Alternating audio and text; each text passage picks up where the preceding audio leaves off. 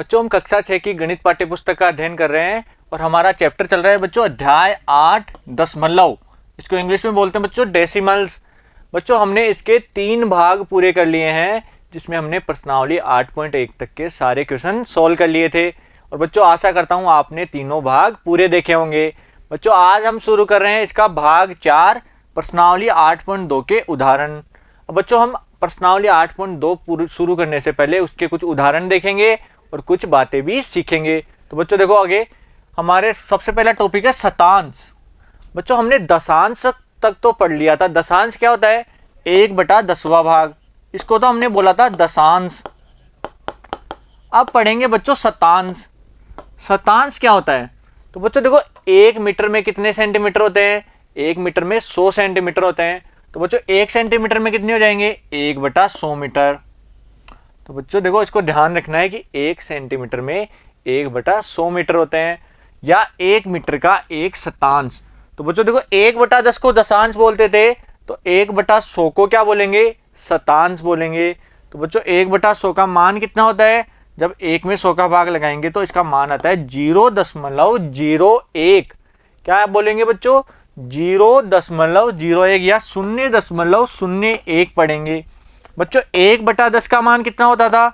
0.1। 1/100 का मान कितना हो गया? 0.01। तो बच्चों इनको अलग अलग पढ़ना है, 0, 1 पढ़ना है। मैंने बताया था कि दशमलव के दाहिनी तरफ की संख्याओं को, प्रत्येक संख्या को अलग अलग बोला जाता है और बाईं तरफ की संख्या को एक साथ बोल सकते हैं। ठीक है बच्चों, तो आगे देखो जैसे ये क्या है? 2.43। ये 2.43 नहीं है बच्चों, 2.43 को स्थानीय मान सारणी में मान निम्नानुसार लिखा जाता है। तो बच्चों देखो शतांश, दशांश तो हमने पढ़ा था। अब शतांश का मान स्थानीय मान सारणी में किस प्रकार भरा जाता है? तो सबसे पहले देखो इकाई का अंक क्या है? इकाई का अंक दशमलव के बाईं तरफ यानी 2 है, तो हमने इकाई के अंदर लिख दिया 2। फिर दशमलव के दाईं तरफ आता है दशांश, तो वो हो गया 4, और उसके बाद वाली संख्या आती है शतांश। तो बच्चों शतांश का मान है यहाँ पर 3। तो 2.43 को किस प्रकार लिखा? सबसे पहले इकाई का अंक लिख दिया 2, फिर दशमलव के दाईं तरफ पहले लिखेंगे दशांश, दशांश की जगह आ गया 4 और शतांश की जगह आ गया 3। इस प्रकार हम दशमलव संख्या को स्थानीय मान सारणी में मान रख सकते हैं। ठीक है बच्चों, समझ में आया सभी के? आगे देखो उदाहरण नंबर 4, जो हमारी किताब में उदाहरण दिया हुआ है ना, उदाहरण नंबर 4 उसको पढ़ो। खंडों में दी गई सूचना के आधार पर तालिका में दिए गए खाली स्थान में दशमलव रूप में संख्याएं लिखिए। अब हमें एक सारणी दी हुई है, स्थानीय मान सारणी, और तालिका को देखकर हमें संख्या भी बतानी है और मान भी भरना है। तो बच्चों देखो 100 का एक खंड यानी कि सैकड़ा। 100 का एक खंड का मतलब क्या होता है? सैकड़ा। तो सैकड़े की संख्या कितनी है? 1 दी हुई है, एक बॉक्स बना हुआ है सैकड़े के लिए, तो सैकड़े में आ जाएगा 1। ऐसे बच्चों दहाई में कितनी है? तो 10 के 3 खंड है, यानी दहाई में 3 खंड बने हुए हैं, तो दहाई के स्थान पर क्या आएगा? 3 आएगा। तो दहाई में आ गया 3, ये तीनों दहाई में है। अब बच्चों इकाई के कितने हैं? इकाई के 2 खंड बने हुए हैं, तो इकाई के स्थान पर 2 लिख दिया। ऐसे बच्चों दशांश के कितने हैं? तो दशांश का 1 खंड है, तो दशांश में 1 लिख देंगे। और शतांश के देखो 1, 2, 3, 4, 5, शतांश के 5 खंड है, तो 5 लिख देंगे। इस प्रकार बच्चों हमने चित्र आकृतियों को देखकर स्थानीय मान सारणी में मान रख दिया। अब इससे हमें संख्या बनानी है कि दशमलव संख्या कौन सी बन रही है। तो किस प्रकार लिखेंगे बच्चों? देखो 100 का सैकड़ा कितना है? 1। तो सबसे पहले देखो सैकड़ा, फिर दहाई, फिर इकाई, फिर पॉइंट यानी दशमलव लगाएंगे, फिर लिखेंगे दशांश 1 और फिर शतांश 5। तो 132.15 यानी 132.15 हमारी संख्या हो जाएगी। ठीक है बच्चों, स्थानीय मान सारणी को देखकर हमने संख्या भी बता दी दशमलव वाली। इस प्रकार हम आकृति को देखकर स्थानीय मान सारणी में भर सकते हैं और स्थानीय मान सारणी से संख्या भी बना सकते हैं। ठीक है बच्चों, समझ गए सभी? आगे देखो उदाहरण नंबर 5, तालिका के रिक्त स्थानों में दशमलव रूप में संख्या लिखिए। हमारा क्वेश्चन क्या है कि जो तालिका दी हुई है ना, इसमें जो आकृति है इसको देखकर संख्या लिखनी है। तो बच्चों सबसे पहले देखो इकाई कितनी है? तो इकाई के अंदर पूरा एक बॉक्स बना हुआ है, तो ये वो इकाई की जगह आ जाएगा 1। अब बच्चों दशांश देखने हैं, तो दशांश कैसे देखेंगे? 10 वाले अंक कितने हैं? तो 10 वाले अंक दिए हुए हैं हमें 4, तो दशांश की जगह आ जाएगा 4। और शतांश कितने हैं, तो शतांश में हमें केवल 2 ही अंक दिए हुए हैं, तो शतांश में कितने आ जाएंगे 2। तो बच्चों 1 4 2 हमने सारणी भर दी। अब इनको दशमलव में बदलना है कि दशमलव में संख्या क्या आएगी।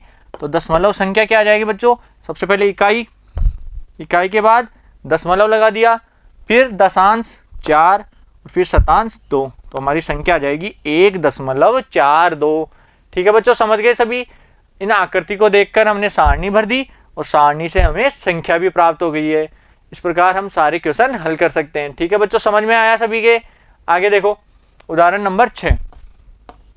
दी गई स्थानीय मान सारणी से संख्या को दशमलव रूप में लिखिए। अब स्थानीय मान सारणी दी हुई है, इससे हमें संख्या बनानी है। तो किस प्रकार बनाएंगे, तो बच्चों देखो सबसे पहले सैकड़ा। तो सैकड़ा को अपन किस प्रकार लिखते हैं, जैसे 2 सैकड़ा है तो इसको 200 लिख सकते हैं, 200 लिख दिया। फिर प्लस दहाई कितनी है 4 है, तो इसको 40 लिख दिया।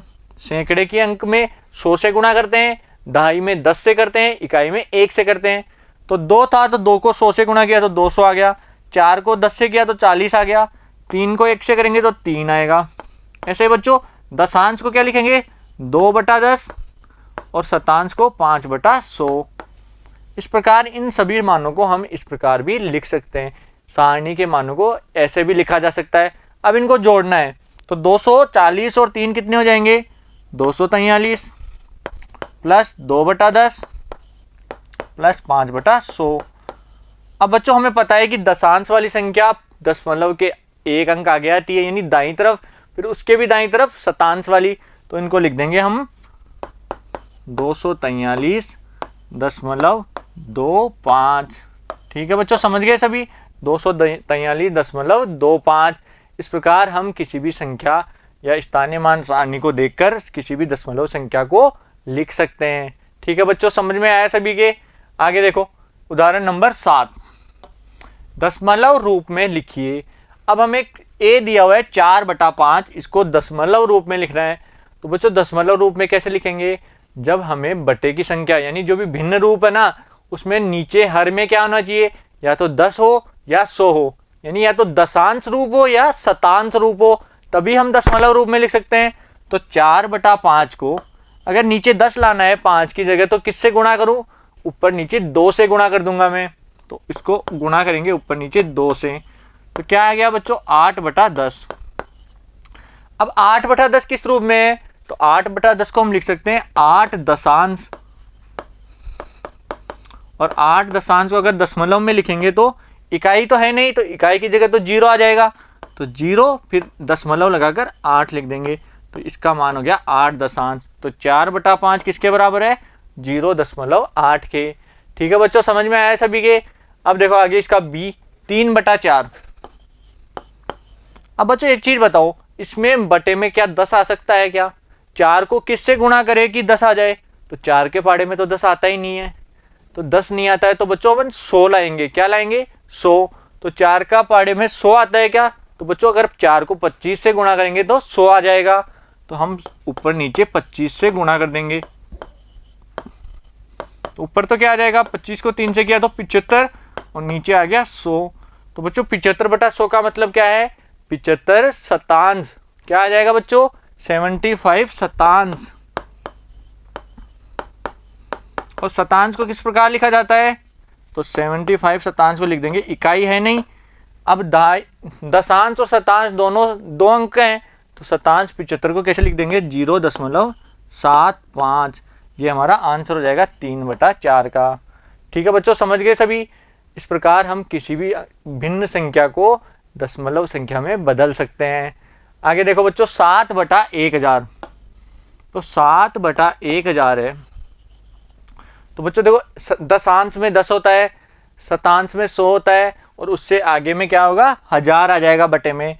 तो बटे में 1000 है तो क्या हो जाएगा, तो दशमलव के 3 अंक आ जाएंगे, तो 0.007, यानी नीचे कितनी जीरो है 3 जीरो है, तो हम इस अंक के इधर 3 अंक 700 3 अंक छोड़कर दशमलव लगाएंगे तो हमारी संख्या प्राप्त हो जाएगी।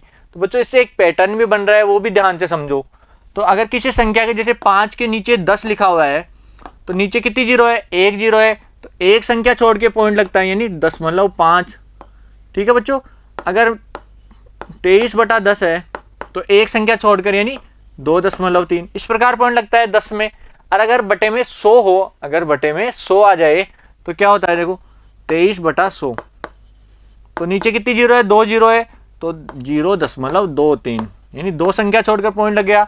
और अगर बटे में 3 जीरो यानी 1000 आ जाए तो 3 संख्या छोड़कर दशमलव लगती है, तो 3 जीरो है तो 7 के 3 अंक छोड़कर दशमलव लगा दी। ठीक है बच्चों, समझ में आया सभी को। तो 7/1000 का क्या हो जाएगा, 0.007। ठीक है, समझ गए सभी। अब देखो आगे उदाहरण 8, भिन्नों को लघुत्तम रूप में लिखिए। भिन्नों को किस प्रकार लिखना है, लघुत्तम रूप में। तो सबसे पहले क्या दिया हुआ है, 0.04। अब बच्चों 4 किस स्थान पर है, 4 है शतांश के स्थान पर। देखो दशमलव के आगे दशांश और फिर शतांश, तो शतांश को कैसे लिखते हैं, बटे में 100 लगाकर, तो हम लिख देंगे 4/100। अब 4/100 तो आ गई भिन्न। अब इसका लघुत्तम रूप यानी सरल रूप लिखना है। तो देखो 4 का भाग 4 में भी जाता है और 100 में भी जाता है, तो हम लिखेंगे 4/4 और 100/4। तो बच्चों कितना आ जाएगा, 1/25। तो ये आ गया भिन्न का लघुत्तम रूप।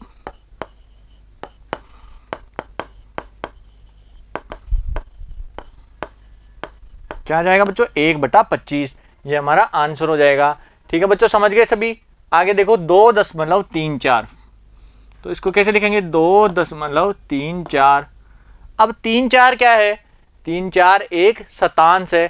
3 तो है दशांश और 4 है शतांश, तो इसको किस प्रकार लिख सकते हैं, इसको अपन लिख सकते हैं 2 + 34/100, क्योंकि 34 टोटल क्या हो गया, एक दशांश यानी शतांश रूप में आ गया।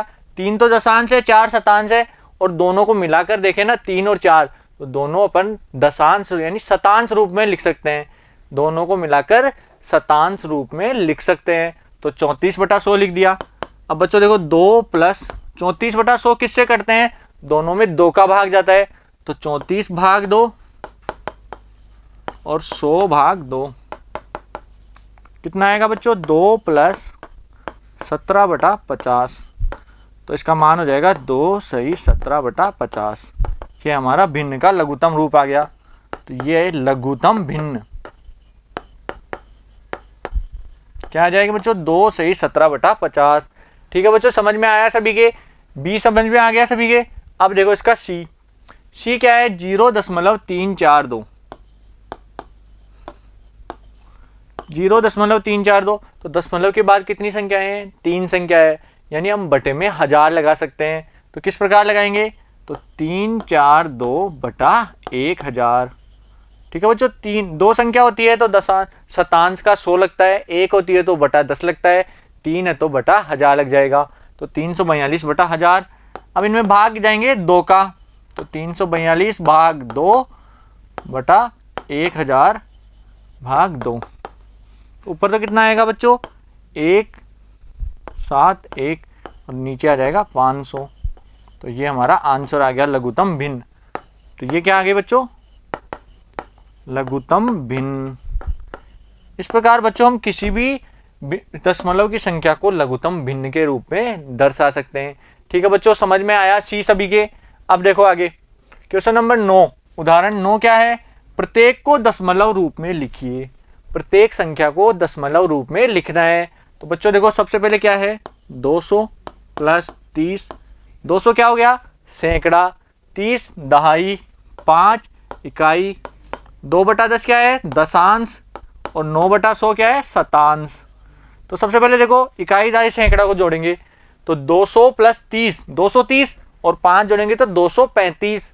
तो ये आ जाएगा 235 + 2/10 + 9/100। अब देखो दशांश की जगह तो 9 है और दशांश की जगह 2 है, शतांश की जगह 9 है, तो इनको दशमलव के बाद लिख देंगे। तो क्या आ जाएगा, 235.2 और फिर 9। दशांश की जगह 2, शतांश की जगह 9, तो हमारा आंसर क्या आ जाएगा, 235.29। ठीक है बच्चों, समझ में आया सभी के। इस प्रकार हम इन जो विस्तार रूप दिया हुआ ना, इसको दशमलव रूप में लिख सकते हैं। ठीक है, समझ गए सभी। अब आगे देखो बी, 50 प्लस 1/10 प्लस 6/100। तो 50 तो क्या हो गया, दहाई हो गया, इकाई है नहीं तो इकाई की जगह 0 आएगा। ठीक है बच्चों, 1/10 दशांश और 6/100 शतांश हो गया। तो हम सबसे पहले लिखेंगे 50 5 0, ये तो हो गया हमारा इकाई दहाई दोनों आ गए ना, इकाई की जगह 0 आ गया। फिर दशमलव लगाकर 1/10, 1/10 क्या है, दशांश है, यानी दशमलव के दाईं तरफ की संख्या, तो 1 आ जाएगी, उसके बाद 6 आ जाएगा, तो ये हमारी संख्या हो जाएगी। ठीक है बच्चों, समझ गए सभी। तो हमारा आंसर क्या आ जाएगा, 50.16। ठीक है बच्चों, अब देखो इसका सी क्या दिया हुआ है, 16 प्लस 3/10 प्लस 5/1000। ठीक है बच्चों, ये संख्या दी हुई है। अब इसमें क्या क्या दिया हुआ है, पहले तो एक संख्या दी हुई है, उसके बाद दशांश है और शतांश नहीं दिया हुआ, तो शतांश को अपन क्या मानेंगे, 0 मान लेंगे। तो देखो 16 प्लस 3/10 प्लस 0/100 कर देंगे इसको, प्लस 5/1000। ठीक है बच्चों, अब समझ में आया। जब हमें शतांश नहीं दिया हुआ है तो शतांश को 0/100 लिख देंगे, यानी उसका मान 0 कर देंगे। अब संख्या लिखो, देखो 16 दशमलव, दशांश की जगह 3, शतांश की जगह 0 और उसके आगे 5। इस प्रकार हमारी दशमलव की संख्या हमें प्राप्त हो जाएगी, ये हमारा आंसर हो जाएगा। ठीक है बच्चों, ये भी समझ में आ गया सभी के। क्वेश्चन नंबर सी में कोई दिक्कत नहीं होनी चाहिए, उतार लो इस क्वेश्चन को अपनी कॉपी में। ठीक है बच्चों, आगे देखो क्वेश्चन नंबर 10, निम्न में से प्रत्येक को दशमलव रूप में लिखिए। अब हमें शब्दों में संख्याएं दी हुई है और इनको दशमलव रूप में लिखना है।